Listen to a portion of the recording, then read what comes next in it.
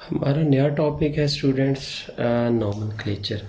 Nomenclature है कि जब आपके पास बहुत सारा मटेरियल इकट्ठा हो जाता है किसी सब्जेक्ट मैटर के बारे में, तो you are to classify it, ताकि कोई एक ऐसा आदमी जिसको इस सब्जेक्ट का बहुत ज़्यादा पता ना हो, वो भी चीज़ों को समझ सके और फिर चीज़ों को उस क्लासिफिकेशन में एक ख़ास नाम दिया जाता है। ठीक है, तो उस नोमेनक्लेचर को, उस ग्रुपिंग को उस नोमेनक्लेचर के साथ हम रिलेट कर लेते हैं। ठीक है, क्लासिफिकेशन करके हम उनको, या एक नोमेनक्लेचर देके फिर उस क्लास के सारे कंपाउंड को उसके साथ हम रिलेट कर देते हैं। ठीक है, शुरू शुरू में इन्होंने कहा जी अगर किसी कॉम और कंपाउंड का जो ओरिजिन है उसके मुताबिक नाम दो। मसलन ये मार्श गैस, जिसे हम नेचुरल गैस कहते हैं आजकल, इसको मार्श गैस भी कहते हैं।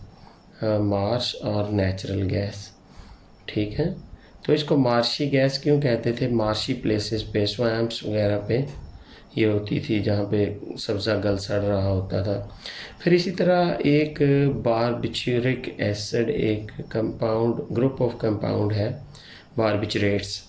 बारबिचूरिक एसिड उसका मेन कंपाउंड है। एक साइंटिस्ट थी बारबारा, लेडी साइंटिस्ट, उसके नाम पे इनको नाम दिया गया। हमारे जिस्म के अंदर एक अमाइनो एसिड है, उसका नाम है ग्लाइसिन।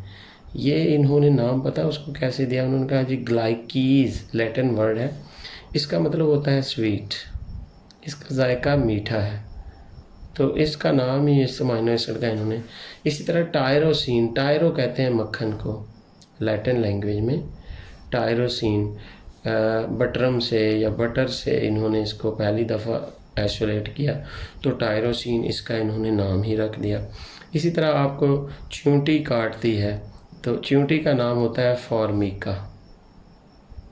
तो सूजन सी होती है या भीड़ काटती है, तो यहाँ से हम एक एसिड ले लेते हैं, that is called formic acid. क्या कहते हैं हम इसको?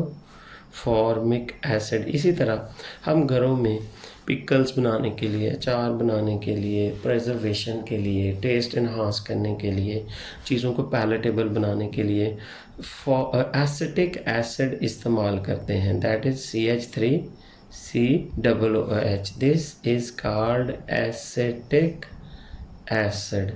ये लफ्ज़ बेसिकली निकला है एसीटम से। एसीटम किसको कहते हैं? सिरका को, यानी सिरके से निकलने वाला एसिड। इसी तरह फिर इन्होंने फॉर्मिक एसिड से इसकी जब एल्डिहाइड बनी, इसकी रिडक्शन हुई, तो एक एल्डिहाइड ग्रुप बना फॉर्मेल्डिहाइड। मैं इन दोनों के फार्मूले इनके नीचे लिख देता हूँ। ये आपका फॉर्मिक एसिड है, ये, और ये आपकी फॉर्मेल्डिहाइड है, यानी इन दोनों का यही आपस में रिलेशन है। इसी तरह एसिटिक एसिड से बनने वाली, इसकी रिडक्शन से बनने वाली जो एल्डिहाइड होगी, इसका मैं खोल के फार्मूला अगर लिखूं तो ये एस्टेल्डिहाइड होगा। तो ये एसिटिक एसिड से एस्टेल्डिहाइड और फॉर्मिक एसिड से फॉर्मेल्डिहाइड। तो ये जनरल नाम कुछ देर तो चल सकते थे। हमें चींटी का पता है, तुर्की वाले पता नहीं इसको क्या कहते हैं, इंग्लिश वाले तो इसको ऑन्ट कहते हैं। ठीक है, तो इस तरह इनके मुख्तलिफ नाम थे। इन्होंने सोचा इस तरह काम नहीं चलेगा। मसलन कैप्रिलिक एसिड या कैप्रोइक एसिड, ये फर्स्ट टाइम बकरे के गोश्त से इनको मिला। ठीक है, तो लैटिन में बकरे को कैप्रा कहते हैं, कैप्रो। तो इससे मिलने वाला एसिड कैप्रिलिक एसिड कहलाया। ठीक है, तो या कैप्रोइक एसिड। तो ये स्कीम ज़्यादा देर तक ना चल सकी।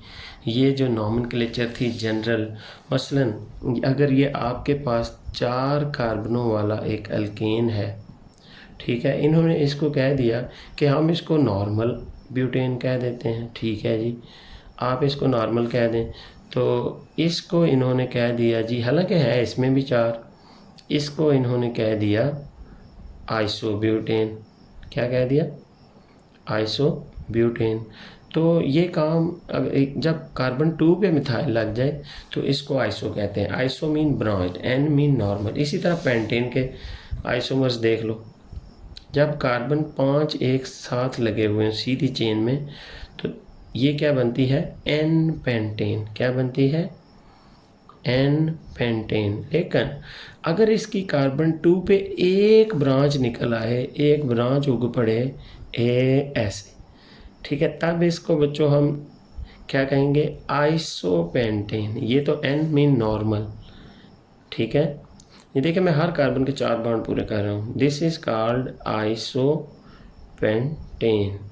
और अगर 3 कार्बन जुड़े हुए हों लेकिन 2 नंबर कार्बन पे एक ऊपर और एक नीचे ब्रांचिंग हो, यानी 2 कार्बन 2 पे अगर 2 ब्रांचिंग हो तो इस कंपाउंड का नाम होता है नियोपेंटेन। क्या नाम होता है? नियोपेंटेन। ये आपने याद भी रखना है। नॉर्मल, पेंटेन, आइसो, ब्रांच्ड यानी कार्बन नंबर 2 पे सब्स्टिट्यूएंट, और अगर कार्बन 2 पे 2 सब्स्टिट्यूएंट हो तो दिस इज़ कॉल्ड नियोपेंटेन। तो इस तरह की इन्होंने बहुत सारे मतलब कुलिये आजमाए कि किस तरह से हम नॉमेनक्लेचर कर सकें।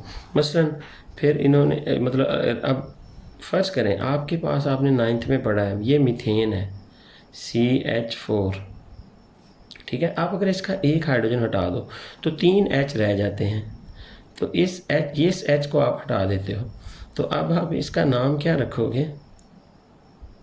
मिथाइल। मीथेन से मिथाइल। इसी तरह आपके पास ये ईथेन है CH3CH3। आप इस वाले कार्बन से एक हाइड्रोजन हटा दो तो this will give you ethyl group. क्या बनेगा? इथाइल। यानी एक हाइड्रोजन हटाने से क्या हो रहा है। इसी तरह ये आपके पास है प्रोपेन, इसका एक हाइड्रोजन हटा दीजिए। एक हाइड्रोजन हटाने से क्या बनेगा? CH3 CH2 और CH2। ये दिस इज़ कॉल्ड प्रोपाइल। तो ये कुछ मैंने इनिशियल अर्ज़ किया आपके पास, आपके साथ। कल हम देखेंगे अल्कीन की नोमेनक्लेचर, और इससे इसके कुछ पॉइंट मैं आपको लिखवाऊंगा, तो वो पॉइंट आपने अच्छी तरह अज़बर करने होंगे, याद करने होंगे। तो अल्कीन से ये अल्कीन और अल्काइन ये सारी सीरीज़ रिलेटेड ही होंगी।